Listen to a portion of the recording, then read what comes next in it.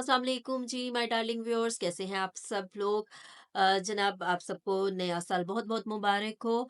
और आने वाला ये जो हमारा साल है, इसमें अल्लाह ताला हमारे लिए सब के लिए बहुत सारी खुशियां लाए, पाकिस्तान के लिए खुशियां लेकर आए। और जहाँ जहाँ पे भी आप सब लोग हैं, आप सब लोगों की ज़िंदगी में अल्लाह ताला बहुत सी बहारें और खुशियां लेकर आए। और जनाब, जो गुज़िश्ता साल था जिसमें बहुत से प्रॉब्लम्स, जिस चीज़ को भी प्रॉब्लम्स हुए, अल्लाह ताला करे कि वो प्रॉब्लम्स भी आप लोगों के ख़त्म हो जाएँ और आपकी ज़िंदगी में फिर से बहारें लौट आएँ। और गुज़िश्ता साल में जो लोग चले गए हैं, हमें छोड़कर, हमारे प्यारे हमसे जुदा हो गए हैं, अल्लाह ताला उनकी मग़फ़िरत फ़रमाए और उनको जन्नतुल फ़िरदौस में आला मुक़ाम अता फ़रमाए। जी जनाब, आप लोगों का शुक्रिया कि आप लोगों ने मुझे सब्सक्राइब किया, और जिसने अभी तक सब्सक्राइब नहीं किया, काइंडली आप मुझे सब्सक्राइब कर दीजिए। It's a humble request.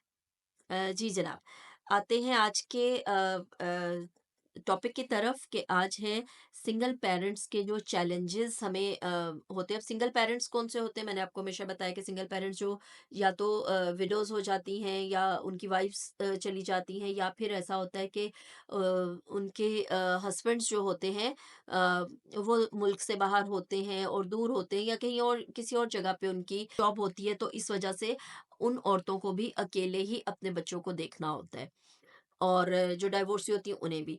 तो ये तो है कि जो सिंगल पेरेंट्स होते हैं उन्हें बहुत ज़्यादा चैलेंजेस जो है उनकी ज़िंदगी में आते हैं, कि बच्चों की परवरिश हम जब करते हैं तो हमें बहुत बहुत सारे जो है प्रॉब्लम्स और चैलेंजेस हमारे सामने आ जाते हैं। उनको हमने किस तरह से डील करना है, सबसे पहले तो ये है कि स्ट्रॉन्ग रिलेशनशिप आपका आपके बच्चे के साथ होना चाहिए। ठीक है, आपने बच्चों के साथ बड़ों वाली बातें नहीं करनी है। ठीक है, क्या आप जिस दुख से गुजर रहे हैं, आप कोशिश करें कि वो दुख आपके बच्चे को ना हो। उसको आपने आपका रिलेशनशिप जो आपके आपके बच्चे के साथ है, वो बहुत बहुत बहुत स्ट्रांग होना चाहिए। ऐसा स्ट्रॉन्ग कि अब वो बच्चा आपको अपने दिल की हर बात बताए। अब ऐसा भी होता है कि हमारे हस्बैंड चले जाते हैं या कुछ ऐसा होता है, तो बहुत मुश्किल टाइम होता है, बहुत क्रूशियल टाइम होता है उन औरतों के लिए, वो इद्दत का टाइम जो होता है स्पेशली। और उसके बाद भी 1 साल तक तो आप यकीन करें कि होश ही नहीं आती ना कि आप के साथ क्या हो गया। लेकिन वो चीज़ हमने अपने बच्चों को नहीं बतानी। अब हम ये कह देते हैं कि मैंने जिस वक़्त मेरे साथ ये हुआ, मैंने अपने बच्चों को बिल्कुल ये नहीं बताया कि ये नहीं कहा कि भई आपके बाबा कहीं गए हुए हैं और आ जाइए, नहीं। मैंने अपने बच्चों को ये बताया कि बेटा, आप अपने मिरर में खड़े हो और देखो अपने बाजू को ऐसे करके कि देखो आप यहाँ से और ज़्यादा स्ट्रॉन्ग हो गए, क्योंकि बाबा जो है ना वो अल्लाह में के पास ज़रूर गए, लेकिन वो आपके अंदर आ गए, उनकी जो ताकत है वो आपके अंदर आ गई है। तो बच्चा जो है ना वो स्ट्रॉन्ग फ़ील करता है इस चीज़ से।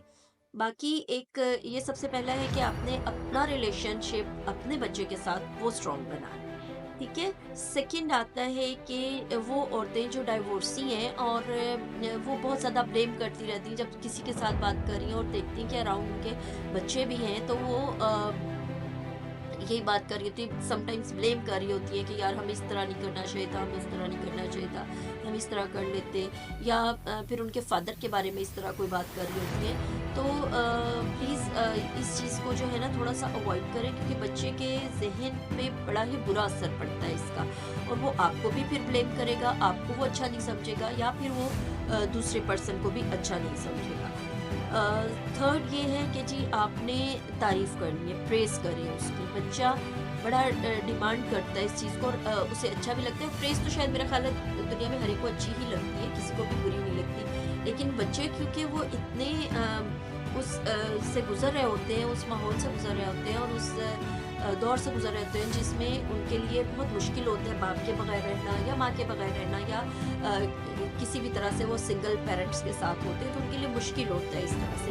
तो कोशिश करनी चाहिए कि उस वक़्त जो है वो आप बच्चे को हर बात पे उसकी तारीफ़ करें। मतलब मैं ये नहीं कह रही हूँ कि अगर वो गलत भी कर रहा है तो आप तारीफ़ करें, लेकिन अगर वो गलत भी कर रहा है तो हम थोड़ा-सा टाइम होता है कि हम उसे समझा भी सकते हैं। अच्छा जी, तीसरा ये है कि आपने उसको इंडिपेंडेंट बनाना है, एनकरेज करना है कि अगर वो कोई काम करता है, मेरी अपनी भी आदत ऐसी है, लेकिन मैं अब ये कहती हूँ कि ये गलत बात है।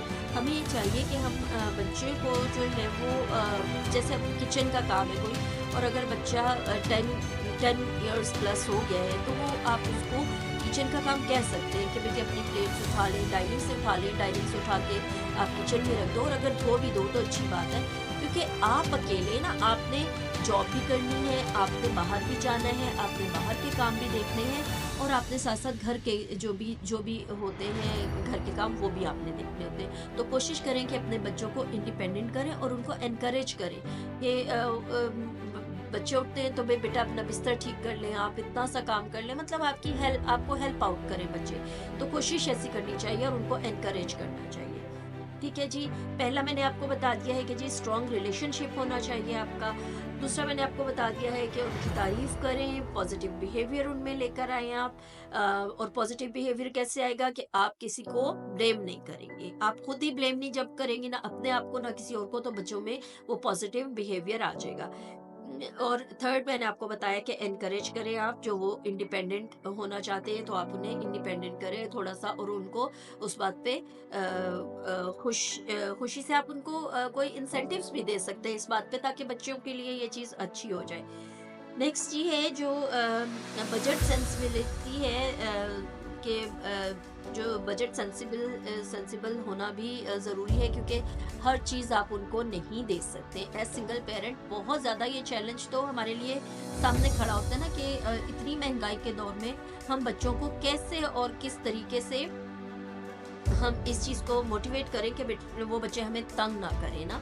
तो कोशिश करनी चाहिए कि जो कुछ हम अफोर्ड कर सकते हैं अपनी कैपेसिटी में रह के, कि बच्चा भी खुश हो जाए और आपके लिए भी ज़्यादा मुश्किल ना हो। लेकिन बच्चा ये भी ना सोचे बिल्कुल कि अगर अब मेरा बाप होता या कुछ ऐसा होता तो शायद मैं ये काम कर सकता या शायद मैं नहीं सकता।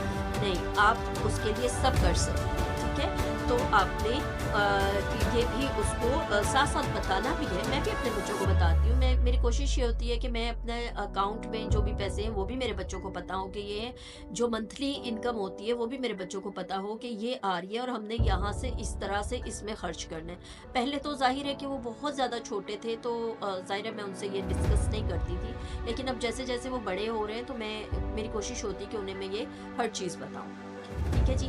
अच्छा, अब ऐसा भी होता है कि समटाइम्स जब हस्बैंड की डेथ हो जाती है या औरत अकेली हो जाती है तो बच्चे बहुत ज़्यादा ज़िद्दी हो जाते हैं, स्पेशली छोटे 3-4 साल के बच्चे। वो फिर बहुत ज़्यादा ज़िद करते हैं हर चीज़ लेने की, कि हमें ये भी चाहिए, वो भी चाहिए, वो भी चाहिए। तो ज़रूरी नहीं है कि आपने उन्हें हर चीज़ ही देनी है। कोशिश करें कि उससे मिलती-जुलती कोई चीज़ जो छोटी-छोटी हो वो दे दें। मेरे बच्चे क्योंकि बहुत ज़्यादा छोटे थे जब मेरे हस्बैंड की डेथ हुई, तो मैं क्या करती थी, मैं अपना एक कोर्स कर रही थी। जब मैं वहाँ से वापस आती थी तो मैं अपने बच्चों के लिए कोई इरेज़र या कोई शार्पनर या पेंसिल, तो मतलब 20-20 रुपीज़ की चीज़, 10-10 रुपीज़ की चीज़ रोज़ाना ला के देती थी। मुझे पता था कि वो किस ट्रॉमा से गुज़र रहे हैं। तो मेरी कोशिश होती थी कि बच्चे वो लेके ना इतना ज़्यादा खुश हो जाते थे, हालाँकि कोई इतनी ज़्यादा वर्थ नहीं होती थी उस चीज़ की, लेकिन बच्चों से लेके खुश हो जाते थे और मैं काफ़ी ज़्यादा मुतमईन हो जाती थी इस चीज़ से। तो कोशिश करें कि अपने बजट को इस तरह से आप मेंटेन करें, उनकी बात मान भी लें, लेकिन कोशिश करें कि अपनी कैपेसिटी में रह के छोटी-छोटी चीज़ों से बच्चे बहुत खुश हो जाते हैं। ठीक है जी। और दूसरा ये कि आप उनकी बातों में इंटरेस्ट कैसे लेना है, कि आजकल तो ये हो गया कि हमारे पास फ़ोन होते हैं तो हम कोशिश करते हैं नहीं भाई अब हमें तंग नहीं करना। और सबसे अच्छा टाइम क्या होता है, वो रात का टाइम होता है। रात के टाइम ऐसा होता है कि स्पेशली जो आपका बड़ा बच्चा होता है, छोटा बच्चा उस वक़्त जब सो जाता है, कोशिश तो करें कि उस वक़्त भी उससे आप बात करें, और छोटे बच्चे से भी और बड़े बच्चे से तो लाज़मी, कि वो बड़ा भी हो रहा होता है, उसकी बहुत सारी चीज़ें होती हैं जो वो डिस्कस करना चाहते हैं, तो be a good friend of him और हर। तो उसको स्पेशल फील भी करवाएं कि वो आपके लिए कितना है। मैं तो अपने बच्चों को कहती हूँ, एक स्पेशल हग करें अपने बच्चों को, स्माइल करें, उनके साथ खेलें, उनके साथ थोड़ा सा टाइम गुजारें जो कि क्वालिटी टाइम होता है, और उनकी बातों में इंटरेस्ट लें कि क्या हुआ स्कूल में, क्या हुआ आज, और आपके फ्रेंड्स क्या कहते हैं, आप इस तरह की डिफरेंट बातें आप मतलब जो भी बातें, अच्छा आप क्या सोच रहे हो, अगर ऐसा कर लें हम और अगर ऐसा कर लें तो कैसा होगा? तो उनका मशवरा भी लिया करें, तो वो बहुत बहुत अच्छा फ़ील करते हैं। पूछे कहीं जाना है आपने, कोई प्लान करना है आपने, तो आप अपने बच्चों से पूछें कि बेटे क्या ख़्याल है कि हम ये कर लें इस तरह से? तो स्पेशली वो बच्चे जो 10 प्लस होते हैं ना, वो बहुत ज़्यादा अपने आप को फिर स्पेशल समझने लगते हैं। वो कहते हैं कि यार हमारी इतनी इम्पोर्टेंस है। तो यही चंद चीज़ें थी जो मेरा दिल था कि मैं आप लोगों से कहूँ कि हग करना कभी मत छोड़ें अपने बच्चों को, चाहे वो बड़ा हो गया है, चाहे वो छोटा है। इस हग की बड़ी सख्त ज़रूरत होती है बच्चों को। उनके साथ स्माइल करें, उनको लगाएँ अपने सीने से, उनको बताएँ कि वो कितने इम्पोर्टेंट है आपके लिए। तो ये सब चीज़ें जब आप करेंगे, आप यकीन करें, ये सब वो चीज़ें जो हमने बाहर से नहीं खरीदनी है, इनमें कोई पैसा नहीं लगता है। लेकिन जब भी आप ये करेंगे ना, आप यकीन करें कि आपके बच्चे आपसे बहुत प्यार करेंगे और आपको वो अपना बेस्ट फ्रेंड समझेंगे। और जब आप समझें कि आप यकीन करें, जब बच्चे हमें बेस्ट फ्रेंड समझ लेते हैं ना अपना, तो हमारी बहुत सारी प्रॉब्लम्स तो ऐसे ही सॉल्व हो जाती हैं। क्योंकि सबसे मुश्किल एज यही होती है जो बच्चे बड़े हो रहे होते हैं और उनको सख्त ज़रूरत होती है, तो उनके लिए आप बेस्ट फ्रेंड बन जाएँ, ठीक है? और जो छोटे बच्चे हैं, जिस तरह मैंने आपको बताया कि वो ज़िद करते हैं, बहुत ज़िद्दी हो जाते हैं, उन्हें बाप चाहिए होता है। बहुत सारे बच्चे कहते हैं हमें हमारे फादर चाहिए, अपनी माँओं से कहते हैं कि जी हमें फादर चाहिए, हमें फादर चाहिए। तो उनके लिए यही कहूँगी सॉरी, तो उनके लिए यही कहूँगी कि वो कोशिश करें कि बच्चों को ज़्यादा से ज़्यादा प्यार दें और कोशिश करें कि थोड़ी-थोड़ी सी चीज़ ला के ना उनको छोटी-छोटी सी चीज़ें देंगे ना, तो वो यकीनन वो चीज़ तो उनमें से ख़त्म नहीं हो सकती। वो अकेलापन या जो कमी उनमें आ गई है या जो एहसास उनमें हो गए हैं, वो तो अल्लाह ताला ही उनको उसको पूरा करने वाला है, हम उसके लिए कुछ नहीं कर सकते। हाँ, लेकिन हम उनको ये बता सकते हैं कि वो हमारे लिए कितने इम्पोर्टेंट है। उनके फादर से भी ज़्यादा इम्पोर्टेंट है, वो इस दुनिया से ज़्यादा इम्पोर्टेंट है। ठीक है जी, इसके साथ ही आप लोगों से इजाज़त चाहती हूँ। कमेंट्स में प्लीज़ अपनी राय ज़रूर दीजिएगा और जो भी कोई ऐसा सिंगल पेरेंट है और उसे कोई प्रॉब्लम है, प्लीज़ आप मुझसे ज़रूर डिस्कस करें। कोशिश करेंगे कि इस मसले का हल निकाल सकें।